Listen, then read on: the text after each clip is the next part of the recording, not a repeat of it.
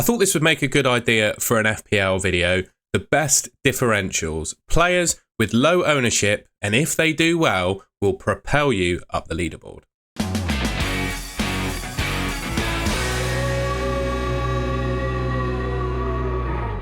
Now, I just wanted to start by saying I'm not a very risky FPL player. So the differentials that I've picked here, they are low owned, but I don't necessarily think they will be massive risks to pick, if that makes sense.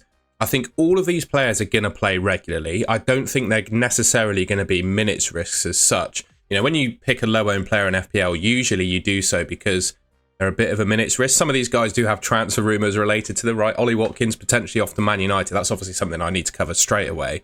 If he goes to Man United, that probably reduces his attractiveness as an option, at least initially. But all of these players I'm going to talk about, they're low owned, but I think they're still going to be good picks. There's relatively low risk to owning them. If Ollie Watkins, we'll talk about him now, stays at Aston Villa, for example, he's going to play every game. With no Marcus Rashford now, you've got to think he's going to be like the leading man in the front line. In last season, he didn't have his best year. You know, the season before that, he was up there with Erling Haaland in terms of like total returns in the Premier League. But he still got 16 goals and 8 assists last season. That's 24 attacking returns in 38 appearances. He's a great option. And when you look at the fixture difficulty tracker, which I've showed on previous videos from Opta, Aston Villa have the best fixtures of any team to start the season. You know, those first 5 fixtures, Newcastle, Brentford, Crystal Palace, Everton, Sunderland, you could see Villa and Ollie Watkins, I think, scoring in all of those games. So whilst he might be 9.9% owned, and admittedly, you know, there are rumours linking him to Man United. By the time the season starts, I think we'll know for sure whether he's gone there or not. But I think if he stays at Aston Villa, 9 million is a fair price for him. And I really like the thought of picking Ollie Watkins at that ownership because, yes, he's a differential, but he's also a relatively, I would say, a relatively safe pick.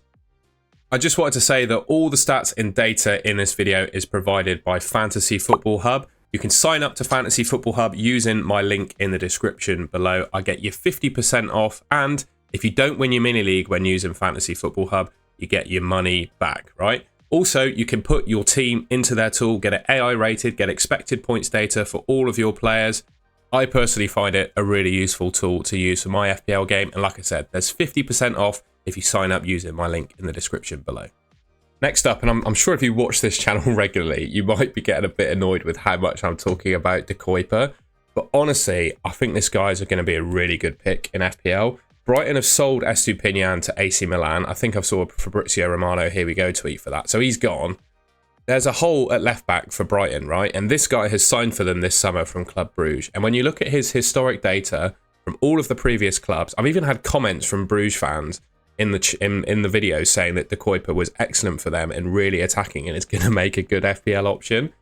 And we'll just look at the expected data. He got 6 goals and assists combined from 27 appearances last season, right? He put up 2.7 expected goals and 9.1 expected assists, right? Now, usually players always overperform their expected assist stats, right? They get less expected assists than assists that they actually get. We look at Ollie Watkins as an example, right? He got 2.08 expected assists and 8 assists last season, right? De Kuiper, he put up 9.1 expected assists in the Belgian league last season, right? It suggests that his teammates just didn't finish the chances that he created. And you'd imagine Brighton probably slightly higher quality than Bruges. So I think he's going to offer something from an attacking perspective, definitely. Might do all right for the defensive contributions too. I'm not massively sure about that. I guess the jury's out a little bit in terms of how good Brighton are going to be defensively. But I think there's no doubt in my mind they've signed a really attacking left-back in De Kuiper who's going to get some goals and assists this season. All right, hands up for this one.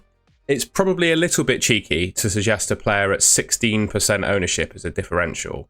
But amongst engaged managers, I've not seen a whole lot of teams that have Marmoush in them. I think at this price point, Wirtz is the player that's popular.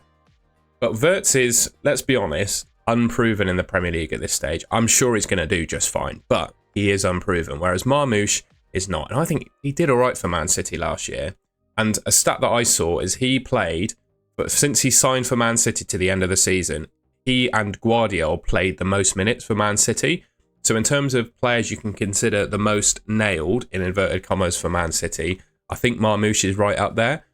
Now, Man City's fixtures for the start of the season, I think, are pretty good from an attacking perspective, at least. I think for those first 4 fixtures, they've got a chance of scoring in pretty much all of them, right? And I think, despite the new signings they've made, I don't think Cherki or Reinders are necessarily, if I've pronounced their names correctly, are necessarily competition for Marmoush as such. I think he's got a fairly good run in the 11 for the first sort of 4 or 5 game weeks in really good fixtures. And I think having Haaland back in the team actually probably makes him a better asset because he can use some of his creativity as well.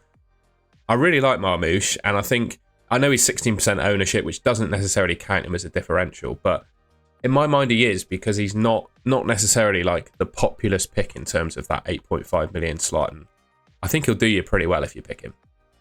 The next player I wanted to talk about is Strand Larsen. Now, this guy's only 6.4% owned, and I think people looking at this Man City at home fixture first up, they're probably a little bit worried about that, but after that, the fixtures are not horrendous. And I think with Cunha leaving Wolves, there's a hole left for a penalty taker and a hole left for a talisman. And I think Strand Larsen's going to have a pretty clear run as their centre forward in their starting 11, right? Last season, he got 14 goals, 4 assists, so 18 attacking returns from 35 appearances. I think he's a pretty proven Premier League striker, isn't he? I don't think I need to say a whole lot more than that. I think at 6.5 million, he's probably the best striking option at this price point. You know, it's Danny Welbeck as well, who I think is good when he plays, but that's the question. How many minutes is Danny Welbeck realistically going to get? And he is, to be fair, a little bit injury prone, whereas Strand Larsen, 35 games last season suggests he's not necessarily injury prone. And yeah, with Cunha leaving Wolves, it probably does make them a little bit less dangerous, of course, going forward, but I think it opens the door for a new player to take up that sort of talismanic role, and I think Strand Larsen could do that. And more importantly, I think he could take penalties, and that makes him, I think, a really attractive FPL prospect. What I like in players in FPL, right, are players that play 90 minutes, take penalties, and sort of are talisman for their team. I think he could be that. And at 6.4% owned, he's a differential. And what I like about a lot of these differentials that I've named in this video, you know, mostly when you look at a player that's low ownership and talk about them as a differential, they carry, I've said this before, but they carry risk in terms of minutes, right? But I don't think Strand Larsen is one of those players. And my final and 5th differential is Kevin Schade. Now, Brentford are definitely looking weaker than they were last season, but personally I've got faith in just the way the club operates in terms of their data-driven approach, that they will sufficiently replace Thomas Frank. They've obviously made an informed decision recruiting their new manager as they have. I think they will, well, whether they actually need to replace Mbeumo, I guess, is up for debate, or whether Schade can do that, but I think they will be fine even losing Wissa and Mbeumo to a point where I think you can still pick their players in FPL, right? Obviously, losing Mbeumo is massive, and it looks like Wissa wants to leave too. I wouldn't be surprised if he goes to Newcastle. Looks like Isak could potentially leave. I think Wissa, it makes sense for him to come into Newcastle and fill that void. And with all of that happening, surely that means Kevin Schade is going to take up far more of an attacking role in that Brentford team than he did last season. It almost feels like Brentford have like a conveyor belt of players, right? Tony was their talisman when he started in the Premier League. He left for the Saudi club. Then Mbeumo became their talisman. And then Mbeumo leaves. Oh, sorry, Tony left and Wissa became their talisman. And then Wissa leaves, or talisman, you know, striker, whatever. Wissa leaves, Kevin Schade is that man. I think that's kind of the natural progression of players through Brentford.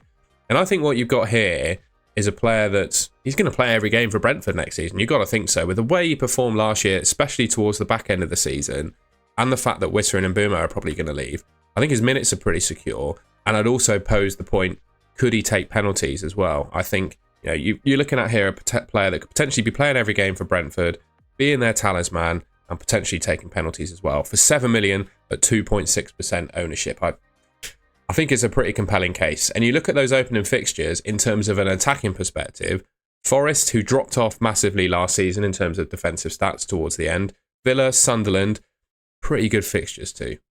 All right, well, that's the end of the video. I hope you enjoyed it and found it useful. Like I said, I'm trying not to name low-owned players just for the sake of it to like grift some content. I think all of these players, if you were to pick them in your team in FPL, will all serve you pretty well. I think they're all going to play some decent minutes. We all know, or most of them are proven already in the Premier League as good players who can score goals. So if you pick any of these players, I think they'll do you all right in the game. So if you enjoyed the video, I'd really appreciate it if you could leave me a like rating, subscribe, to the Golden Goal YouTube channel, which should be just here on your screen. And make sure to sign up to Fantasy Football Hub if you're interested in the description below. All right, I'll catch you in my next video. Thanks for watching.